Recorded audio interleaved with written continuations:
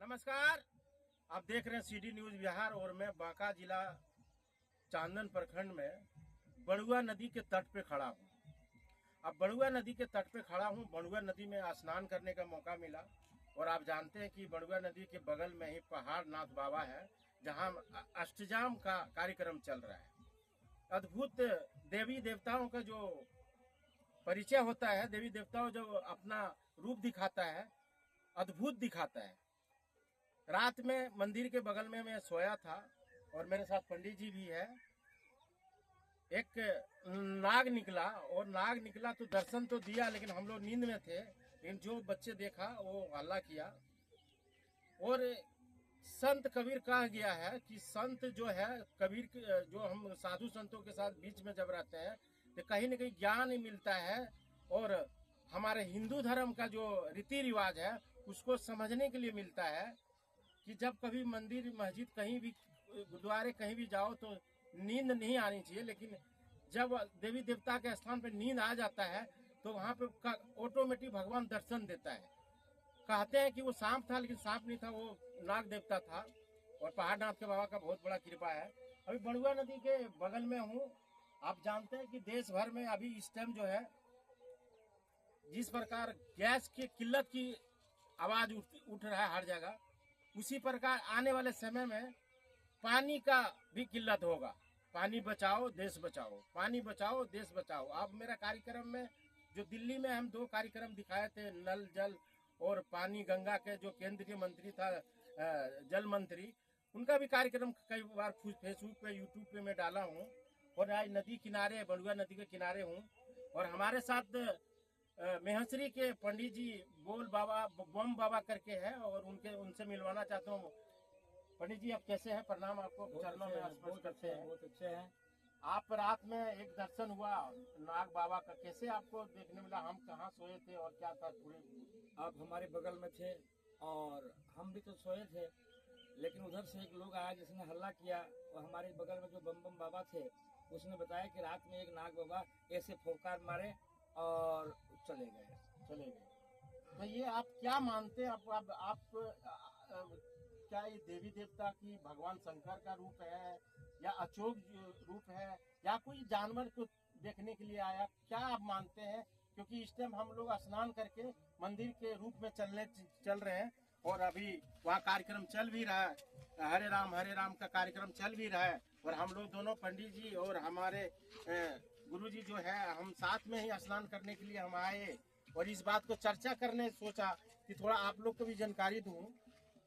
बात बहुत सारी है, बात है भी और बात करना भी चाहिए।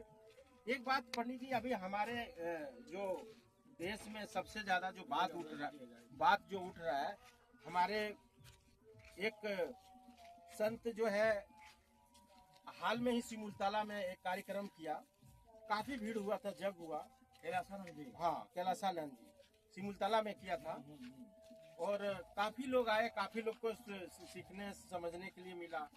आप थोड़ा सा इसमें कुछ अगर ज्ञान डालें तो थोड़ा सा हमारे जो दर्शक आपको देख रहे हैं, थोड़ा आपके आवाज जाएगा। अभी जो है पहाड़ी नाथ में यज्ञ चल रहा है, यह अश्वमेध यज्ञ का फल स्वरूप कलयुग का है। कलयुग में इसे अश्वमेध यज्ञ माना गया है, क्योंकि कलयुग में वैसे राजा नहीं है जो कि अश्वमेध यज्ञ कर सके। अभी तो गरीबी पे पड़ रहा है, लोग उतना पैसा हुआ नहीं है, इसलिए भगवान बना दिए कि राम नाम जो है इसका मंत्र उच्चारण करने से कलयुग में राजसू यज्ञ का फल मिलेगा। राजसू यज्ञ का अच्छा बहुत बड़ा मंत्र है ये। अच्छा कलयुग में राम नाम का जो माला भी जपा कर रहा है लोग, ये बहुत बड़ा मंत्र है। और सतयुग में जैसे राजसू यज्ञ होता था, बस उतना बड़ा यज्ञ अभी है, वैसा फल मिलेगा इससे। इतना मतलब फल है। अब जानते हैं कि जब अष्टजाम जब होता है, हरे राम का धुन बाजता है, गाना जब गाता है, हारमोनियम बजता है, हर तरह की डांस होता है, लोगों को अंदर में ही समा जाता है। भगवान राम का एकदम बिल्कुल कन कन में जैसे समा जाता है ना, उसी प्रकार जय श्री राम राम हरे कृष्ण इसी तरह की आवाज आता है। तब सब हम लोग जो है एक दूसरे को बहुत अच्छे से ताली बजा के हम लोग भी आनंद लेते हैं, भजन गायक की आनंद लेते हैं। थोड़ा सा मैं जानना चाहता हूँ कि आप ये जो प्रथा है अष्टजाम का या कोई देवी देवता का गांव में काफी चीजें कम होते जा रहे हैं। इसका कारण क्या क्या महंगाई है या क्या लोग इसको नहीं करना चाहते हैं या क्या खर्च बैठ रहा है या क्या है कि लोग नहीं करना चाहते हैं? ये भी इसमें थोड़ा सा अधिक खर्च लगने के कारण इधर के लोग नहीं कर पाते। इसे तो शहर में लोग करते ही हैं, जहाँ पैसा है वहाँ तो होते रहता है, यहाँ भी होते रहता है, यहाँ भी कोई दिक्कत नहीं है, यहाँ भी हो रहा है। जैसे जैसे पैसा हो रहा है सब लोग करता है यहाँ भी, लेकिन इसमें जो थोड़ा खर्च अधिक बढ़ रहा है, इसलिए थोड़ा कमजोर लोग नहीं कर पाते हैं। अच्छा, इसका फल सूप तो सही है, लेकिन अगर कोई मन्नत पूरा होता है, अगर कोई मन्नत पूरा होता है तो बाबा क्या अभी से क्या करना चाहिए? हम लोग जैसे कि कुछ काम करना चाहते हैं या कोई किसी को भी इच्छा पूरा होता है, क्या इसमें शुरुआत कहाँ से होता है, क्या कहना चाहिए?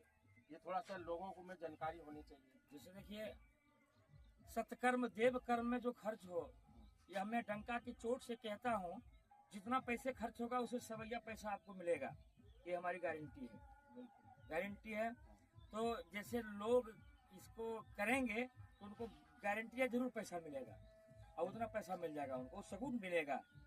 लेकिन लोग कर ही नहीं पाते हैं, नहीं कर पाते, उनको नहीं मिलता है। जो करेगा उनको मिलेगा। बिल्कुल, आप देख रहे हैं कि बाबा एकदम सही बोला। जो आदमी धर्म के रास्ते पे चलता है उनको कभी न कभी धर्म कभी खाली हाथ नहीं छोड़ता, कभी न कभी उनका भंडार बढ़ता है। और हम इस बात को भी सहमति भी जताते हैं कि भगवान के पास देर जरूर हो सकता है लेकिन अंधेर नहीं है। भगवान के प्रति कुछ भी आप लेकर के खड़े हो जाइए, बिल्कुल आपका मनोकामना पूर्ण होगा। और हमारे दर्शक जो हमारे को देख रहे हैं, आप सबको भी हमारे तरफ से और पंडित जी की तरफ से बहुत सारा शुभकामना और बधाई। मैं इस टाइम बड़ुआ नदी के तट पर खड़ा हूँ और बिल्कुल आप सबको सामने में पेश करके बाबा को भी सुनाया और हम भी अपना जो आपके सामने भरोसा लगा सके वो लगा रहा हूँ। लेकिन कृपा करके हमारा भी चैनल को लाइक और सब्सक्राइब कीजिए। इसी बात को लेकर बहुत बहुत धन्यवाद। धन्यवाद धन्यवाद धन्यवाद।